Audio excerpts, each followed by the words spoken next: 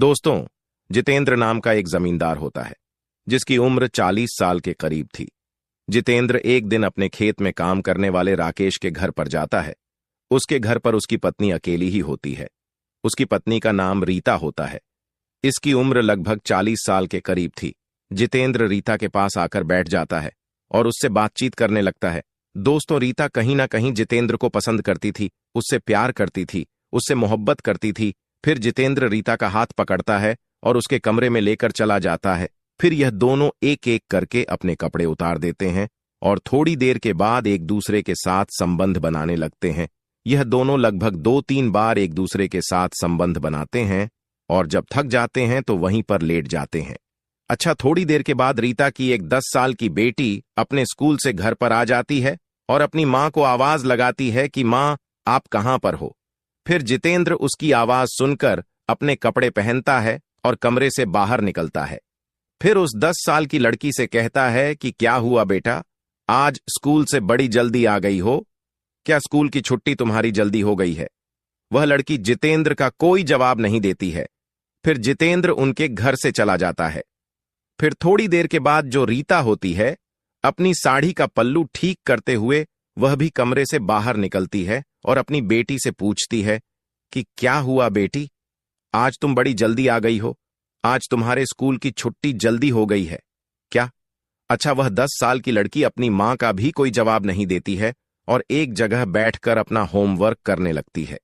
थोड़ी देर के बाद रीता अपनी बेटी के पास आती है और उससे कहती है कि बेटा, यह जो अंकल अभी हमारे घर से गए हैं, उनके बारे में तुम किसी को मत बताना, अपने पापा को भी मत बताना, नहीं तो लोग हमारे ऊपर थू थू करेंगे, हमारी इज्जत कहीं की नहीं रहेगी। अब दोस्तों, इस तरीके से 1 महीने का समय गुजर जाता है। 1 महीने के बाद ये जो 10 साल की लड़की होती है अचानक गायब हो जाती है। फिर इसको ये लोग ढूंढने लगते हैं। ढूंढने के 1 दिन के बाद ये लड़की नहर के किनारे नग्न अवस्था में मिल जाती है। दोस्तों, कहीं ना कहीं इस लड़की के साथ हैवानियत की गई थी। इस लड़की के साथ हैवानियत का गंदा खेल खेला गया था। दोस्तों, जब यह घटना लोगों को सोशल मीडिया और अखबारों के माध्यम से पता लगती है तो लोग यह सोचने पर मजबूर हो जाते हैं कि कोई इंसान इतना घिनौना काम कैसे कर सकता है। जी हां दोस्तों, आज की इस घटना को सुनने के बाद शायद आप लोगों को भी बड़ी हैरानी होगी। इसीलिए इस वीडियो में आप अंत तक बने रहिएगा, क्योंकि इस घटना से आपको एक बहुत बड़ी सीख मिलने वाली है। बाकी दोस्तों, हमारी आप लोगों से एक छोटी सी रिक्वेस्ट है, वीडियो को लाइक करके चैनल को सब्सक्राइब कर लीजिए और जितने भी दोस्त हमारी इस वीडियो को जहां से भी देख रहे हैं वो कमेंट में अपना नाम और अपनी सिटी का नाम जरूर लिखें, ताकि अगली वीडियो में आपके नाम हम ले सकें और जिन दोस्तों ने पिछली वीडियो में कमेंट किया था उनका नाम हम आगे लेंगे। दरअसल दोस्तों, यह सच्ची घटना पश्चिम बिहार राज्य के अंतर्गत एक थाना पड़ता है पटखौली, और इसी थाना के अंतर्गत एक छोटा सा परिवार होता है। परिवार में राकेश नाम का एक व्यक्ति था। इसकी उम्र 45 साल के करीब थी। राकेश की पत्नी रीता, इसकी उम्र 40 साल के करीब थी और इन दोनों की एक 10 साल की बेटी थी। इसका नाम प्राची होती। प्राची अभी पढ़ाई लिखाई कर रही थी और पढ़ने लिखने में काफी होशियार थी और उसके हर एक सब्जेक्ट में काफी अच्छे खासे नंबर आया करते थे। दोस्तों, राकेश गांव के ही एक जमींदार के खेतों में काम करता था और उससे जो पैसा आता था उसी से अपने परिवार का पालन पोषण किया करता था। गांव के जमींदार का नाम जितेंद्र होता है। इसकी उम्र 40 साल के करीब थी। जितेंद्र का अक्सर राकेश के घर पर आना जाना लगा रहता था। दोस्तों, एक दिन राकेश जितेंद्र के खेतों पर काम करने के लिए चला जाता है। जितेंद्र को किसी काम से राकेश के घर पर आना था। वह राकेश के घर पर आ जाता है और उसकी पत्नी रीता से बातचीत करने लगता है। रीता उससे हंस हंस के बात कर रही थी। जितेंद्र को यह सब अच्छा लगता है। अब इस तरीके से जितेंद्र को जब भी मौका मिलता था वह उसके घर पर आया करता था और रीता से बातचीत किया करता था। दोस्तों, रीता भी कहीं ना कहीं जितेंद्र को पसंद करने लगी थी, उससे प्यार करने लगी थी, उससे मोहब्बत करने लगी थी। इस तरीके से 1 हफ्ते का समय गुजर जाता है। 1 हफ्ते के बाद राकेश फिर से जितेंद्र के खेतों पर काम करने के लिए चला जाता है। अब जितेंद्र को मौका मिल जाता है और तुरंत ही वह रीता के घर पर आ जाता है और उससे बातचीत करने लगता है। थोड़ी देर के बाद वह रीता का हाथ पकड़ता है और उसको उसके कमरे में लेकर चला जाता है और एक एक कपड़े उसके उतार देता है। अच्छा, रीता इसका कोई विरोध नहीं कर रही थी। वह भी समझ चुकी थी कि आखिर पूरा मामला क्या है। अब जितेंद्र भी समझ चुका था कि आखिर रीता चाहती क्या है। अब थोड़ी देर के बाद यह एक दूसरे के आगोश में खो जाते हैं और एक दूसरे के साथ संबंध बनाने लगते हैं। जितेंद्र रीता के साथ इतने जोरदार तरीके से संबंध बनाता है कि वह उसकी हालत खराब कर देता है। इन दोनों की खूबसूरत सिसकारियां पूरे रूम में गूंज रही थीं। रीता को उस दिन वो चरम सुख मिल रहा था जो उसके पति राकेश से उसे कभी नहीं मिला था। लगभग 2-3 बार यह एक दूसरे के साथ संबंध बनाते हैं और जब थक जाते हैं तो वहीं पर लेट जाते हैं। अब दोस्तों, इस तरीके से जितेंद्र को जब भी मौका मिलता था वह रीता के घर पर आया करता था और इसके साथ संबंध बनाया करता था। दोस्तों, एक दिन राकेश फिर से जितेंद्र के खेतों पर काम करने के लिए गया था।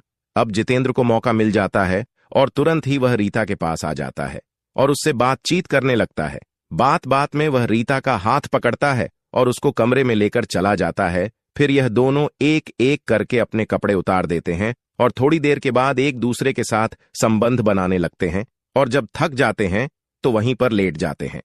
अच्छा, थोड़ी देर के बाद जो रीता की 10 साल की बेटी प्राची होती है वह अपने स्कूल से घर पर आ जाती है और अपनी मां को आवाज लगाती है कि मां, आप कहां पर हो। अब प्राची की आवाज सुनकर जितेंद्र अपने कपड़े पहनता है और कमरे से बाहर निकलता है और प्राची से कहता है कि क्या हुआ बेटी, आज तुम बड़ी जल्दी आ गई हो, तुम्हारे स्कूल की छुट्टी जल्दी हो गई है क्या। अच्छा, प्राची उसका कोई जवाब नहीं देती है। फिर जितेंद्र इनके घर से चला जाता है। थोड़ी देर के बाद रीता अपनी साड़ी का पल्लू ठीक करते हुए कमरे से बाहर निकलती है और अपनी बेटी से कहती है कि क्या हुआ बेटी, आज तुम बड़ी जल्दी आ गई हो, तुम्हारे स्कूल की छुट्टी हो गई है क्या।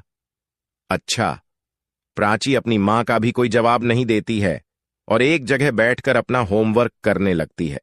थोड़ी देर के बाद रीता अपनी बेटी के पास आती है और उससे कहती है कि बेटा, यह जो अंकल अभी हमारे घर से गए हैं उनके बारे में तुम किसी को मत बताना, तुम अपने पापा को भी मत बताना, नहीं तो लोग हमारे मुंह पर थू थू करेंगे, हमारी इज्जत खराब हो जाएगी। दोस्तों, इस तरीके से लगभग 1 महीने का समय गुजर जाता है। 1 महीने के बाद एक दिन रीता और राकेश अपनी बेटी प्राची से कहते हैं कि बेटा, आज हम एक शादी में जा रहे हैं और शाम तक वापस आएंगे और तुम ऐसा करना, जो जितेंद्र अंकल है उनके खेतों से गाय के लिए चारा लाकर डाल देना। अब प्राची अपनी मां से कहती है कि ठीक है मां, मैं लाकर डाल दूंगी। फिर यह दोनों शादी में चले जाते हैं। दोपहर के 2 बजे का समय होता है। अचानक जितेंद्र इनके घर पर आ जाता है और प्राची से पूछने लगता है कि बेटा, तुम्हारी मां कहाँ है, कहां पर गई है। फिर प्राची जितेंद्र से कहती है कि मम्मी पापा तो एक शादी में गए हुए हैं और शाम तक आएंगे, और मम्मी ने कहा है कि तुम्हारे खेतों से चारा लाकर गाय को डाल दूं। फिर जितेंद्र प्राची से कहता है कि तुम मेरे साथ चलो, मैं तुम्हें चारा कटवा दूंगा और तुम चारा लेकर आ जाना। फिर प्राची जो है इसके साथ वहां पर चली जाती है और चारा काटने लगती है। अब थोड़ी देर के बाद जितेंद्र की नीयत बदल जाती है, उसकी नीयत खराब हो जाती है। उसके मन में काम वासना जागने लगी थी। वह तुरंत ही प्राची को पकड़ता है और उसके साथ जोर जबरदस्ती करने लगता है। उसके एक एक करके कपड़े भी उतार देता है और उसे निर्वस्त्र कर देता है। अच्छा, प्राची उसके काबू में नहीं आ रही थी। वह जोर जोर से शोर मचा रही थी। अब जितेंद्र को काफी गुस्सा आ जाता है और पास में पड़ी हुई एक लकड़ी उठाता है और प्राची के मुंह में ठोस देता है और गला घोंट के उसकी वहीं पर हत्या कर देता है और उसके साथ हैवानियत का गंदा खेल खेल के वहां से चला जाता है। दोस्तों, शाम के समय रीता और राकेश शादी से आ जाते हैं और अपनी बेटी को ना पाकर काफी चिंतित होने लगते हैं और यही सोचने लगते हैं कि हमारी बेटी प्राची कहां पर जा सकती है। अब वह इधर उधर उसकी तलाश करना शुरू कर देते हैं। पूरे गांव में तलाश करने लगते हैं। सब लोगों से पूछते हैं कि किसी ने उसकी बेटी को देखा तो है, लेकिन हर आदमी मना कर देता है कि हमने उसकी बेटी प्राची को कहीं नहीं देखा है। अब ढूंढते ढूंढते लगभग 2 घंटे का समय गुजर जाता है, लेकिन प्राची का कहीं पता नहीं लगता है। अब दोस्तों, राकेश को काफी चिंता होने लगी थी। वह तुरंत ही नजदीकी पुलिस स्टेशन पहुंचता है और वहां के दरोगा से कहता है कि दरोगा साहब, मेरी बेटी प्राची कहीं मिल नहीं रही है। उसकी उम्र 10 साल के करीब थी और अब भी वह पढ़ाई लिखाई कर रही थी। अब दरोगा साहब उसकी पूरी बात सुनकर जो है इस केस को नोट कर लेते हैं, रिपोर्ट दर्ज कर लेते हैं और इस मामले को संगीनता से लिया जाता है। दोस्तों, पुलिस सबसे पहले राकेश और उसकी पत्नी रीता से पूछताछ करती है और इससे कहती है कि अगर तुम्हें किसी के ऊपर शक है तो तुम हमें बता दो, हम उन्हें तुरंत ही गिरफ्तार करेंगे। अब रीता अपने गांव के ही 5 लोगों के नाम लिखवा देती है और पुलिस से कहती है कि मुझे इन 5 लोगों के ऊपर शक है, इन्होंने ही मेरी बेटी के साथ कुछ गलत किया होगा। अब तुरंत पुलिस उन 5 लोगों को गिरफ्तार करके थाने लेकर पहुंच जाती है। सबसे पहले उन 4 लोगों से पूछताछ की जाती है तो इन 4 लोगों ने तो कुछ किया ही नहीं था, इसलिए पुलिस इनको छोड़ देती है। अब 5वां जो व्यक्ति था वह जितेंद्र था, गांव का जमींदार था। पुलिस उससे पूछताछ करने लगती है कि तुम बताओ आखिर पूरा मामला है क्या। फिर जितेंद्र पुलिस को इधर उधर की बातें बताने लगता है। पुलिस को कहीं ना कहीं वह गुमराह करने की कोशिश कर रहा था। अब पुलिस समझ चुकी थी कि जितेंद्र के मन में ही कुछ न कुछ खोट है। अब जितेंद्र के ऊपर सख्ती का प्रयोग किया जाता है तो जितेंद्र टूट जाता है और अपना जुर्म कबूल कर लेता है और पुलिस को पूरी कहानी बता देता है। वो कहता है कि प्राची की मां रीता के साथ मेरे नाजायज संबंध थे। जब राकेश घर पर नहीं होता था तो मैं इसके घर पर जाता था और इसकी पत्नी रीता के साथ संबंध बनाया करता था। एक दिन प्राची ने हम दोनों को आपत्तिजनक स्थिति में देख लिया था। हालांकि प्राची ने किसी से यह बात नहीं बताई थी, लेकिन मुझे डर लग रहा था कि वह किसी से अगर बता देगी तो मेरी इज्जत खराब हो जाएगी, मेरी नाक कट जाएगी। इसीलिए मैंने प्राची को ही रास्ते से हटा दिया। अब दोस्तों, पुलिस जब इनकी यह बात सुनती है तो इसके ऊपर एक संगीन सी चार्जशीट बनाती है और इसको अदालत में पेश किया जाता है। जब जज साहब इसकी कहानी सुनते हैं तो इसे आजीवन कारावास यानी उम्र कैद की सजा सुना दी जाती है। दोस्तों, इस कहानी को सुनाने का मकसद आप लोगों को परेशान करना या आपका दिल दुखाना नहीं है, सिर्फ आप लोगों को सचेत और जागरूक करना है कि हवस की आग में इंसान इतना अंधा हो जाता है कि ना ही वह अपने बच्चों को देखता है और ना ही वह अपने परिवार को देखता है और इस तरीके से पूरा परिवार तबाह व बर्बाद हो जाता है।